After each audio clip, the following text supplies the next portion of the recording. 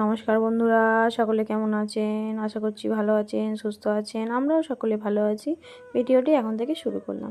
বাবুকে সকালবেলা একটু বিস্কুট খাইয়ে দিলাম, আর আমার সকালে স্নানটাও হয়ে গেছে। তো স্নান করে বাবুকে একটু খাইয়ে দিয়ে এখানে রান্না বসিয়ে দিয়েছি। আজকে এখানে দেখতে পেলেন প্রথমেই আমি প্রেশার কুকারে দুটো কাঁচকলা নিয়ে এসেছিলো। সেই কাঁচকলাগুলো অনেকদিনই নিয়ে এসেছিলো, শুকনো হয়ে যাচ্ছে। চারটে নিয়ে এসেছিলো, দুটো খাওয়া হয়েছে, দুটো খাওয়া হয়নি। তো ওইটাই কাঁচকলাটা আর আলু প্রেশারে সেদ্ধ করতে দিয়েছি। আজকে কাঁচকলার কোপ্তা করব, আর তার সাথে করব ঢ্যাঁড়স দিয়ে আলু দিয়ে মাখা মাখা একটা তরকারি। তো প্রেশারে আগে কাঁচকলাগুলো সেদ্ধ করে নিচ্ছি। দেখুন সেদ্ধ হয়ে গেছে, পেতের মধ্যে রেখেছি। আর তারপর একটু ঠান্ডা হয়ে যাওয়ার পর কাঁচকলাগুলো আলুগুলো একটু ভালো করে মেখে নিচ্ছি, মিহি করে মেখে নিচ্ছি। এরকম আমার মাখা হয়ে গেছে। ওই মাখাটার মধ্যে 2 চামচ বেসন, ধনে গুঁড়ো, জিরে গুঁড়ো আর নুন, সামান্য নুন, পরিমাণ মতো যতটা নুন লাগবে ততটা দিয়ে ভালো করে একটুখানি মেখে নিচ্ছি, শক্ত করে মেখে নেব। তো মাখা হয়ে যাওয়ার পর ছোটো ছোটো করে গোল গোল করে একটু চ্যাপটা চ্যাপটা মতো করে লেচি করে নিচ্ছি, ভাজার জন্য। অনেকটা সেই পকোড়ার মতো হবে, তো বড়া ভাজার মতো ওই রকম করে ভেজে নিয়েছি। আর এখানে কড়াতে গরম তেল তেলটা গরম করে একটা একটা করে ভেজে নিচ্ছি। একটা করে না, 4-5টা করে ভেজে নিচ্ছি, লাল লাল করে ছাঁকা ছাঁকা করে ভেজে নিচ্ছি। এই দেখুন আমার ভাজাটা প্রায় হয়ে গেছে। এবার তুলে নেবো। এরকম করে লাল লাল করে ছেঁকে নিতে হবে, আর অনেকটা কড়াতে তেল দিতে হবে তার সাথে। তো তেল দিয়ে কোপ্তাগুলো ভেজে নিলাম।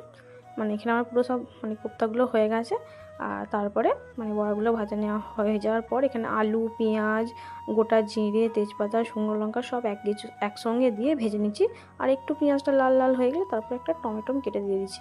তো কাটার পর একটুখানি আদা, ধনে গুঁড়ো, জিরে গুঁড়ো, লঙ্কার গুঁড়ো, নুন সামান্য দিয়ে ভালো করে মশলাটা ভেজে নিচ্ছি আলুর সাথে। তো ভালো করে ভাজা ভাজা হয়ে গেলে, মশলা থেকে তেল ছেড়ে গেলে তারপর জল দিয়ে চাপা দিয়ে দেবো।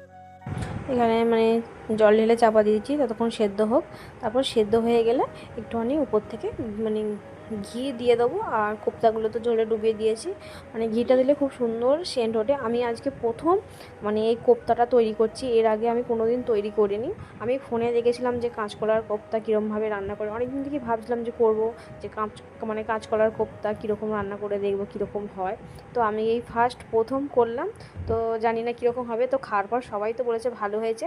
আর তার সাথে একটা ডিম ভাজবো, কাঁচকলার কোপ্তা আর ঢ্যাঁড়স আলুর ঝোল, মাখা মাখা তরকারি হয়েছে। আর এখানে ডিমটা ভাজি, ডিমটাও আজকে দারুণ সুন্দর করে ভেজেছি, জানেন তো। আজকে ডিমটা ভেজেছি বিট, গাজর, টমেটো, পেঁয়াজ। ডিম ভাজাটাও আজকে প্রথম, এরকমভাবে প্রথম নতুন করলাম। তো ডিমটাও ভাজাটা খুব সুন্দর হয়েছে, দেখতেই পেলে কত সুন্দর লাল টকটকে হয়েছে, কারণ বিটটা দিয়েছি।